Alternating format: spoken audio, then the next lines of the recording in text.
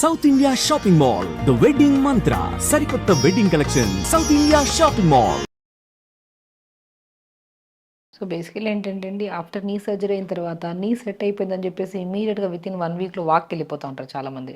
చాలామంది నేను గమనిస్తుంటాను. దాని తర్వాత అది నీ సర్జరీ అనేది సక్సెస్ అవ్వలేదు అని చెప్పేసి ఇది అయిపోతూ ఉంటారు. సో నేనేమంటే ఆఫ్టర్ సర్జరీ ఏ సర్జరీ అయినా సరే అయిన తర్వాత మనం ప్రికాషనరీ మెథడ్స్లో కొంత రెస్ట్ తీసుకోవాలి. ఎన్నాళ్ళు రెస్ట్ తీసుకోవాలి? ఆల్మోస్ట్ 10 to 15 days రెస్ట్ తీసుకొని 10 to 15 days తర్వాత ఫిజియోథెరపీ కూడా చేయించుకోవాలి. ఆ ఫిజియో ఇప్పుడు మనకి ఆ సర్జరీ అవుతున్నప్పుడు అన్ని వేసి చేసింటారు కాబట్టి మనము ఆ రెస్ట్ ఇచ్చింటాం.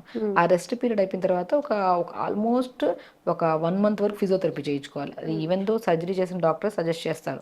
సో ఫిజియోథెరపీ చేయించుకున్న తర్వాత కొన్ని ప్రికాషనరీ మెజర్స్ ఉంటాయి, అవన్నీ ఫాలో అయిన తర్వాత మనము అప్పుడు స్లోగా వాక్ వెళ్ళడం కానీ చిన్న చిన్న అడుగులతో. కొంతమంది లైక్ సివియర్ పెయిన్ వస్తే తప్ప సర్జరీకి వెళ్ళొద్దంట నేనైతే.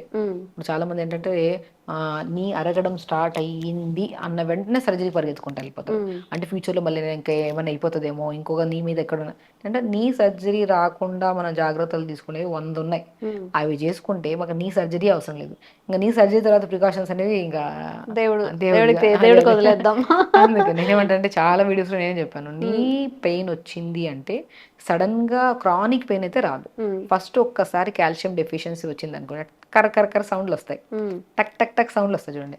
ఆ టక్ టక్ సౌండ్లు ఇండికేట్ టు నీకు ప్రాబ్లం వచ్చే ఛాన్సెస్ ఉన్నాయి 1 to 2 years అనేది మనం ఒక చిన్న జాగ్రత్త. ఓకే, సో మనం చెక్ చేసుకోండి అందరూ. టక్ టక్ సౌండ్ మాక్సిమం మనకి ఏంటంటే టక్ టక్ సౌండ్లు it's very normal ligament sound. అది మనం కూర్చొని ఒక లేచిన తర్వాత ఒకసారి వస్తుంది, ప్రతిసారి కూర్చొని లేస్తున్న వెంటనే ప్రతిసారి వస్తుంది అనుకోండి, అది కాంప్లికేటెడ్. ఓకే, ఇప్పుడు నేను ఏమంటే complicated in the sense deficiency ఉంది అని దాని అర్థం. సో మనము చాలా మందికి లిగమెంట్ ఒకసారి కూర్చొని లేచిన వెంటనే మళ్ళీ ఫామ్ అవడానికి ఒక 30 seconds to 1 minute పడుతుంది. అప్పుడే మళ్ళీ టక్ టక్ అనేది రాదు. ఇప్పుడు నేను నన్ను ఇలా అన్నాను, చిన్న టక్ సౌండ్ వచ్చింది, తర్వాత నేను అంటూనే ఉన్నాను, నాకు సౌండ్ రావట్లే. సో రిలీజింగ్ అనే టక్ సౌండ్ వేరుంటది, ప్రతిసారి అనే టక్ సౌండ్ వేరుంటది. దీన్ని మనం ఇండికేట్ చేసుకోవాలి, ఓకే మన బాడీలో కాల్షియం తక్కువైంది. కాల్షియం టెస్టే చేయించుకోవాల్సిన అవసరం లేదు, మన బోన్సే చెప్పేస్తాయి కాల్షియం తగ్గింది నీకు, సంథింగ్ ఎక్కడో స్టిఫ్ గా ఉంటున్నాయి జాయింట్స్ అని. అప్పుడు మనం కాల్షియం రిచ్ ఫుడ్లు ఎక్కువ తీసుకోండి, ఆవు పాలు తీసుకోండి, తర్వాత నువ్వులు తీసుకోండి, తర్వాత మ్యాక్సిమం రాగులు తీసుకోండి, ఓకే రాజగిరా సీడ్స్ అంటారు, తోటకూర విత్తనాలు తీసుకోండి, దోశల్లాగా కానీ ఇందులో మనం తీసేసుకోవచ్చు.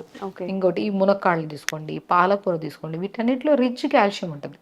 ఇవి తీసుకోండి. ఎలాగా మనం డైట్లో మనం డైలీ తీసుకుంటున్న దాంట్లో కొద్దిగా యాడ్ చేసుకొని రెగ్యులర్గా తీసుకుంటున్నాం, విత్ ఇన్ 1 week 2 weeksలో మీకు టక్ టక్ సౌండ్ తగ్గిపోతుంది.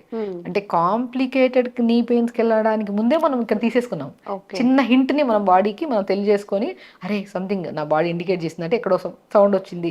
దాన్ని మనం మునక్కాడలో కానీ, మునక్కాడలు చాలా అద్భుతం అండి. అసలు మునక్కాడలు మనము కూర చేస్తే ఒక ఇంత గిన్నెడు పెట్టుకుని తినేస్తే ఓవర్ హీట్ అయిపోతుంది. చాలా మందికి ఏంటంటే మునక్కాడలు తీసుకుంటే హీట్ అయిపోతుంది అని తింటారు, 2-3 ముక్కలు తింటే హీట్ అవ్వదు. అదే పనిగా తింటే ఇంకా కూర్చొని పెట్టి ఇంకా అదే అన్నం పక్కన పెట్టి ఇంకా నమ్ములుతూనే ఉంటారు. It leads to heat. ఏదైనా సరే ఒక మోతాదులో తిన్నంత వరకు అది ప్రాబ్లం కాదు, మోతాదు దాటిన తర్వాత అది కాంప్లికేటెడ్ అవుతుంది. సో డైలీ 3 ముక్కలు తీసుకోండి. ఇప్పుడు సాంబార్లో వేస్తుంటారు కొంతమంది, లేదంటే మునక్కాళ్ళని ఉడకబెడితే పిప్పంతా వస్తుందా, ఆ పిప్పంతా తీసేసి చపాతీ పిండిలో కలుపుకొని చపాతీ చేయండి, ఆ పిప్పంతా తీసి రాగి జావలో కలుపుకొని రాగి జావ చేసుకోండి. ఎంత అద్భుతం అండి అసలు. అక్కడే మీకు కాల్షియం క్లియర్ అయిపోయింది. మీకు నేను ఇప్పుడు 10 రకాలు చెప్పాను, ఆల్మోస్ట్ నేను వెజిటబుల్స్ చెప్పాను, ఫ్రూట్స్లో కూడా పొమోగ్రానేట్ తీసుకోవచ్చు, నట్స్లో కూడా పంకిన్ తీసుకోవచ్చు, వాటర్ మిలన్ సీడ్స్లో మోర్ కంటెంట్ ఆఫ్ కాల్షియం ఉంటుంది. ఇవన్నీ ఉంటాయి. ఇన్ని రకాల్లో కూడా మీకు కామన్ గా దొరికేది మునక్కాయలు, ఎందుకంటే వీటిని మించింది మునక్కాయ. మునక్కాయలు మనం రోజు 3 ముక్కలు 4 ముక్కలు జావలో తీసుకోవచ్చు. మీకు 4 విధాలు చెప్పాను, అది కూడా జావలో తీసుకోవచ్చు, చపాతీ పిండిలో కలుపు, ఇడ్లీ చేస్తున్నప్పుడు కూడా ఆ బ్యాటర్లో కలుపుకొని ఇడ్లీ కూడా చేసుకోవచ్చు. సో అప్పుడు మీకు ఏమవుతుంది, విత్ ఇన్ 1 to 2 weeksలో కాల్షియం సప్లిమెంట్ ప్రాపర్ గా బాడీకి అంది. అట్లీస్ట్ మీకు అది కూడా అందలేదని ఎవరు చెప్తారు, మీ బాడీ చెప్తుంది. ఆ టక్ టక్ సౌండ్లు కొద్దిగా కంట్రోల్ అవుతాయి. సో అది. సో నెక్స్ట్ పాయింట్ ఏంటంటే తిమ్మిరి, మోకాళ్ళ కిందన కానీ పట్టేసినట్టు తిమ్మిరి రావడము, కూర్చున్న లేసిన సపోర్ట్ తీసుకొని లేగడము, ఒక టైప్ ఆఫ్ డిస్కంఫర్ట్నెస్, ఇది సెకండ్ స్టేజ్ ఆఫ్. సో దీనికి ఏం చేస్తాం, B12 deficiency. So B12 deficiency మనం ఏం చేస్తాం, మ్యాక్సిమం నేను చెప్తుంటాను చాలా మందికి పాలకూర కానీ తోటకూర కానీ, ఇప్పుడు మనం కొంతమంది నాన్ వెజ్ తినే వాళ్ళకి ఫిష్ తీసుకోమని చెప్తుంటాను. సో వెజిటేరియన్స్లో అయితే ఎన్ని వెజిటబుల్స్లో ఉంటుందండి బి కాంప్లెక్స్ విటమిన్ అనేది, ఆల్మోస్ట్ అన్నిట్లో ఉంటుంది. స్పెసిఫికల్గా ఒక దీని గురించి మాట్లాడుకోవచ్చు. ఇప్పుడు హయ్యర్ దెన్ మనం మాట్లాడుకున్నాం అనుకోండి, గోందు కతీర అంటారు. గోందు గోంద్ కతీరా ఉంటుంది, గోంద్ ఉంటుంది, రాజగిరా సీడ్స్ ఉంటుంది, సింఘాడ ఫ్రూట్ ఉంటుంది. ఇవన్నీ మనకు దొరకేటప్పటికల్లా మనకి మోకాళ్ళ నొప్పులకు స్టేజ్ సింఘాడ ఫ్రూట్ అని మనకి చాలా మంది బండ్లలో అమ్ముతుంటారు. బీహార్లోనా రాజస్థాన్లో ఎక్కడ దొరుకుతుందని చెప్పి ఈవెన్ మన ఎక్కడైనా దొరుకుతుందండి, చాలా ప్లేసెస్ లో దొరుకుతుంది. సింఘాడ ఫ్రూట్ అంటే బొగ్గులాగా ఉంటది ఇట్లాగా. దాన్ని తీస్తే దాని లోపల కండ తెల్లగా ఉంటది. దాన్ని పౌడర్ చేసి చపాతీలో వాడుతుంటారు. అదా సింగాడ అంటే. Okay okay. యాక్చువల్లీ ఏంటంటే ఇప్పుడు మనకి మాక్సిమం కొన్ని నార్త్ ప్లేసెస్ లో మోకాళ్ళ నొప్పులు తక్కువ ఉంటాయి. వాళ్ళకి ఏంటంటే calcium, B12, D vitamin rich content of Rajgira seeds ఎక్కువ వాడుతుంటారు. వాళ్ళు సన్నగా కూడా ఉంటారు చూడండి, ఎందుకంటే దీంట్లో ఫైబర్ ఎక్కువ ఉంటుంది. అటు చపాతీల కోసం ఇదే వాడతారు. మనం గోధుమ పిండికి అలవాటు అయిపోయాము, వాళ్ళు అక్కడ సింఘాడ ఫ్రూట్ కి అలవాటు అయింటారు, రాజగిరా సీడ్స్ కి అలవాటు. వీటిలో మోర్ కంటెంట్ ఆఫ్ ఫైబర్ ఉంటుంది, బరువు పెరగనివ్వదు. 1-2 చపాతీలు తిన్నా కూడా బాడీ బ్యాలెన్సింగ్ గా ఉంటది అనమాట. సో అది మనం రెగ్యులర్ గా మనం ఎక్కడైనా దొరుకుతుంది కాబట్టి దాన్ని మనము జావల్లో గానీ చపాతీల్లో గానీ రాగి సంగటి చేస్తున్నప్పుడు రాగి పిండి కాకుండా సింగాడ ఫ్రూట్ పౌడర్ వేసి వాటర్ ఫ్రూట్ ఉంటుంది దాన్ని యాక్చువల్లీ, అది వేసేసుకొని సంగటి లాగా చేసుకుని తింటే ఇంకా అద్భుతం కదా. ఓకే. అలా ఇవి తీసుకుంటే మనకి B12 డెఫిషియన్సీ క్లియర్ అయిపోతుంది. ఇది దాటిన తర్వాత ఇంకంతే, నడుస్తున్నప్పుడు ఇటు అటు నడుస్తూ ఉంటాం, అంటే సంథింగ్ డ్రాగీగా నడుస్తాం. బాగా రన్నింగ్ చేసే వాళ్ళకు ఒక్కసారి డిస్కంఫర్ట్నెస్ అనిపిస్తుంది, వాళ్ళు స్లో రన్ చేస్తారు, లేదంటే కాళ్ళని ఈదుతారు లైట్ గా. ఈ స్టేజ్కి వచ్చాక డి విటమిన్ డెఫిషియన్సీ, ఇప్పుడు B12, డి విటమిన్, ఐరన్ 3 డెఫిషియన్సీస్లు కూడా మనకి బికాస్ ఆఫ్ ఈ సిమ్టమ్స్ కనపడతాయి. ఈ 3 టెస్టులు చేయించుకోండి ఫస్ట్. అందులో ఏ వాపితే ఇప్పుడు ఐరన్ డెఫిషియన్సీ అంటే నేను కొన్ని చెప్తాను. ఇప్పుడు బ్లాక్ కిస్మిస్ కానీ, అంజీర్ కానీ, తోటకూర కానీ ఐరన్ డెఫిషియన్సీ. ఐరన్ తక్కువ ఉన్నా కూడా కొన్ని నరాల బలహీనత రావడానికి ఛాన్సెస్ ఉన్నాయి. సో ఐరన్ కానీ B12 కానీ తగ్గితే ఫస్ట్ వచ్చేది తిమ్మిరి and type of burning sensation. ఇప్పుడు కాల్షియం తగ్గితే టక్ టక్ సౌండ్, B12 తగ్గితే డ్రాగీ పెయిన్ అనమాట, ఒక టైప్ ఆఫ్ ఏదో ఇంటర్నల్ గా ఎవరో పట్టి లాగినట్టు ఉంటుంది నరాన్ని. సో వీటన్నిటిని మనం చూసుకొని, సో ఇవి మోతాదులో ఉన్నాయా లేదా. ఇప్పుడు మనం అనుకున్న డి విటమిన్ తగ్గింది, మష్రూమ్స్ తీసుకోండి. ఎన్ని లేవండి, pumpkin seeds, watermelon seeds, pool makhana, తామర గింజలు అంటారు చూడండి, అద్భుతం అసలు అవి. ఇవన్నిటిని మనము ఫుడ్ లో తీసేసుకున్నాం అనుకోండి, ఈ డెఫిషియన్సీని ఇక్కడే క్లియర్ చేసేసాం. ఇంకా తర్వాత మనకు మోకాళ్ళ దగ్గర ఎక్కడ డ్యామేజ్ అయ్యే ఛాన్సెస్. ఇవన్నీ డెఫిషియన్సీస్ అయ్యి మనం నెగ్లెక్ట్ చేసాం అనుకోండి, జాయింట్ కి జాయింట్ మధ్యలో సైనోవిల్ ఫుడ్ అవుతుంది. అది పక్కకు పోవడం వల్ల ఈ బోన్కి మధ్యలో రాపిడ్ ఎక్కువైపోయి పెయిన్ రావడము, ఒకటి కాదు ఇంకా అలా కాంప్లికేషన్ అయ్యి లాస్ట్ కి నీ సర్జరీకి వెళ్తారు.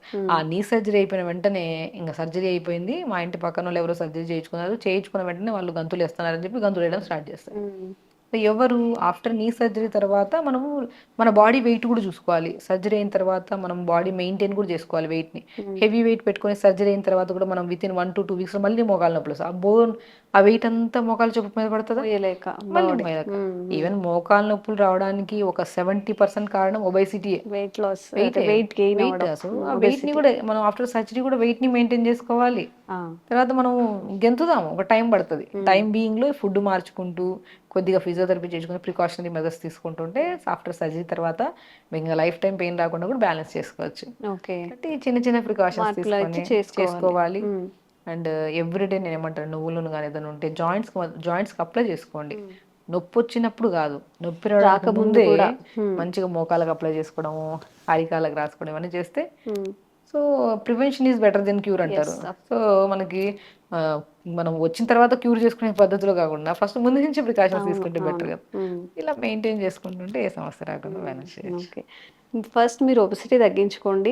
మీ ఏజ్ కన్నా ఎక్కువగా కనిపిస్తున్నా, బాగా లావుగా ఉన్నా కానీ దాన్ని కంట్రోల్ చేసుకోవడానికి ట్రై చేయండి. మోస్ట్లీ 70% ఆఫ్ మోకాళ్ళ నొప్పులు కానీ సర్జరీస్ కానీ వెయిట్ వల్లనే జరుగుతాయట. అండ్ మీ ఫుడ్ హ్యాబిట్స్ మేడం ఇప్పుడు ఏవైతే మెన్షన్ చేశారో అవన్నీ చక్కగా పోషకాలను వచ్చేలాగా ఫుడ్లో ఇంక్లూడ్ చేసుకుంటూ తింటూ ఉంటే మనకి జంక్ వైపు వెళ్ళే అవసరం కూడా ఉండదు. ఆ క్రేవింగ్స్ కూడా రాకుండా ఉంటాయి. మన హెల్త్ కోసం ఆ మాత్రం కూడా చేసుకోలేకపోతే up to you. Thank you. నమస్తే.